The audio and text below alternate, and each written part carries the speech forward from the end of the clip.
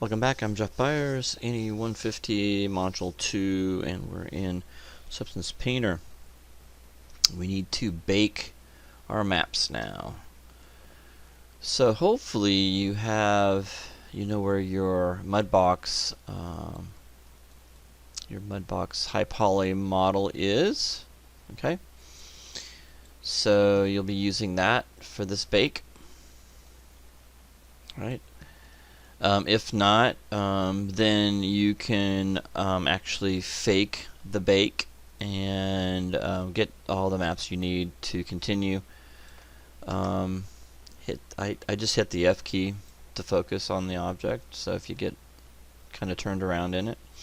One thing I forgot to tell you that I think is important as well is that let's go ahead and get into, let's see, texture settings.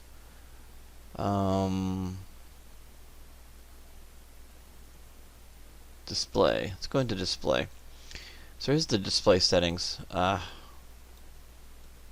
much as I like these tear-off menu bars, it is kind of a pain sometimes if they get stuck up on top and you don't want them there. Alright, so this is kind of a cool thing I wanted to show you. That if you hold the shift key and the right mouse button, you're able to rotate your environment. Now, you can't really see anything. Hold down the shift key and the right mouse button. You can rotate the environment. Now you can do that here too as well. You can see that. So the opacity, let's go ahead and turn that on, and then of course our blur, let's bring that down so we can actually see our, and you can hold down the shift key and your right mouse button and you can kind of rotate around, which is really cool. Alright, so I had to get that so I can see what I'm doing. And the panorama is a pretty good one. It's a little warm. So if you click on the environment map, you can see that we got some that's a little too warm. See, that adds a lot of red. You want to keep things neutral. That one's pretty neutral. You can see that's kind of neutral. It's a little warm.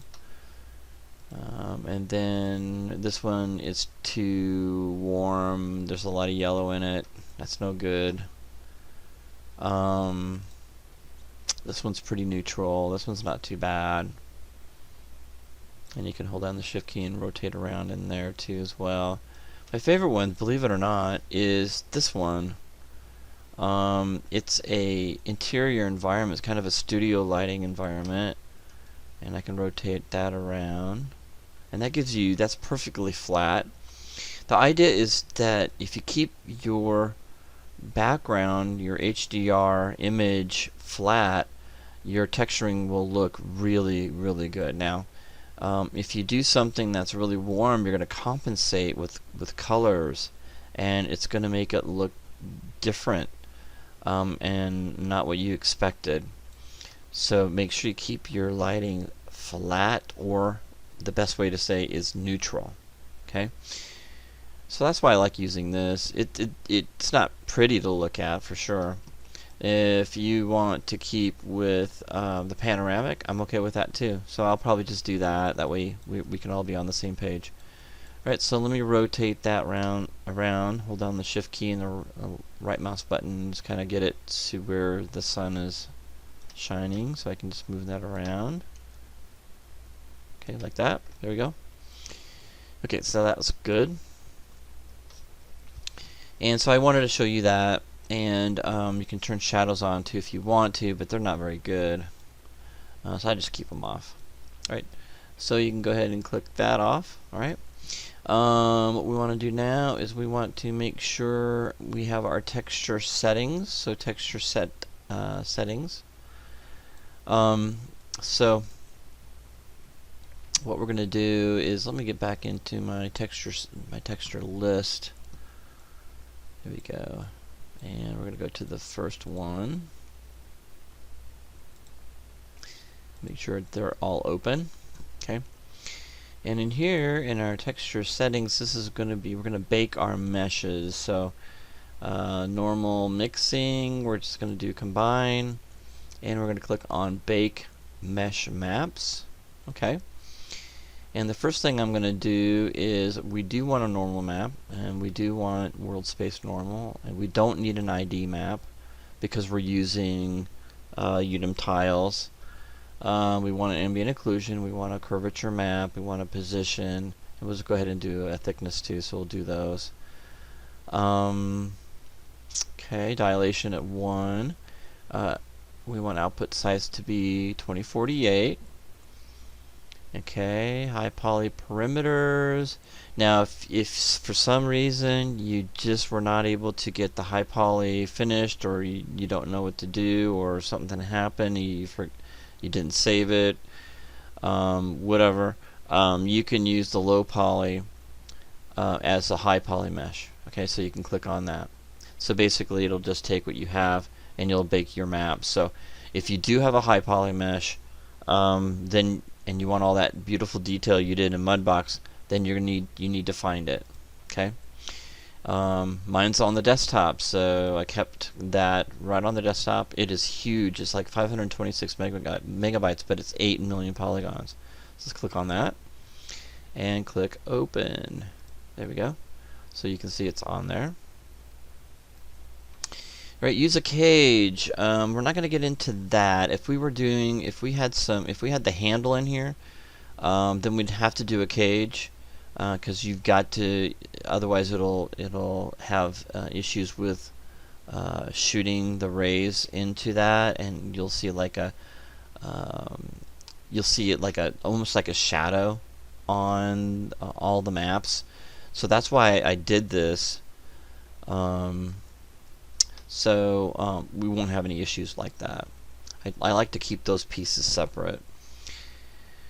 Max frontal distance. I've already shot. I've already done this, and as long as your high poly is the same size as your low poly and in the same exact spot, then you're good to go. So we'll keep it at 0.01.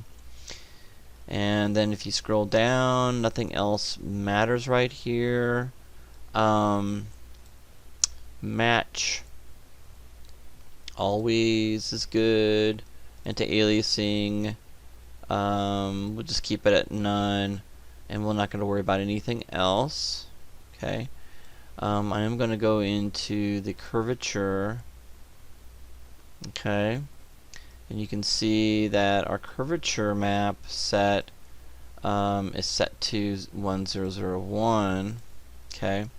If I go to 1002, if I move to per vertex and go back to per pixel, go to per vertex and then per pixel.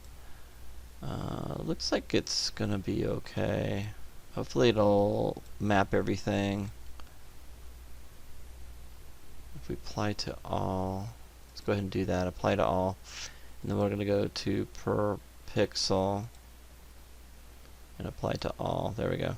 So that should work. Sometimes it's kind of gets caught on that. Enable scenes, enable intensity, and we'll go ahead and bake all texture sets. This will take a while, and we'll see how it goes. Alright, I'm going to go ahead and pause the video while we bake the process.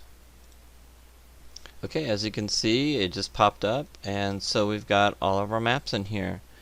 And so we've got, you can see our normal map, and we can see our world space normal, we can see our ambient occlusion, our curvature, our position, and our thickness. So they all backed out pretty good.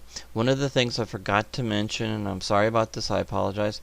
If you got, if this went through and failed and gave you some kind of a error, it's because, and I had to find this out myself the hard way, is that it has autosave, and I had to go through and find some documentation on this, and it was crashing all the time. And I was trying to figure out what the heck's going on. So and I'm sorry that if you've done this and it crashed on you, I apologize. I forgot to tell you that you need to go to plugins and you got to turn autosave off. So you can see mine is off. So you want to go plugins, autosave, and deactivate, or I think it's deactivate. disable. So disable it and then just turn it off. I don't know why. I suppose they think they're trying to help you, but they're actually hurting you because it will crash most of the time. I'm getting some that detail from that map that we did in Mudbox. It's really looking good. Really happy with that. Very cool.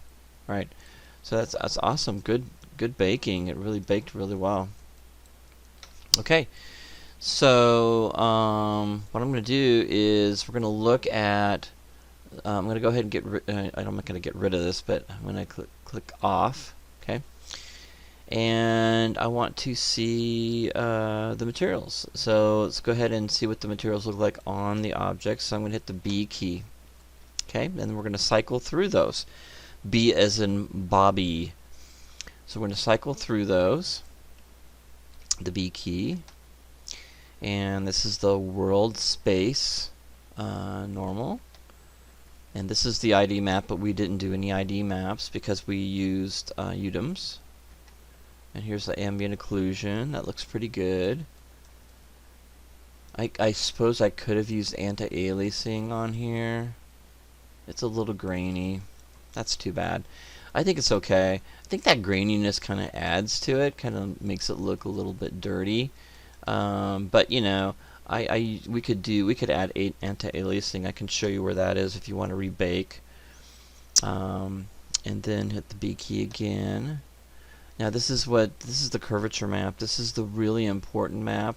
This allows us to be able to get some nice, you know, kind of rough and dirty edge wear. It really helps with that. And if you hit the B key again, this is the position. This helps Substance Painter know where all your positions are UV wise and your vertex. Hit the B key again. This is the thickness map.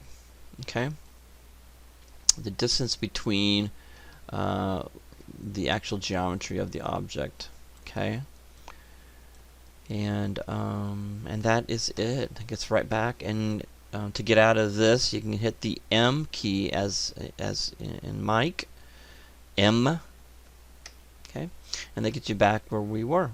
Okay, so that's great. All right, cool. So now we need to move this over to the side.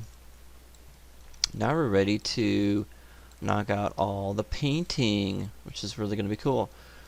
So I'm going to stop here. The maps are baked.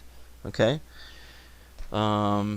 And then we're going to move on to part 3, where we're going to actually show you how to add that smart material I was talking about. Right, we'll come back in just a little bit.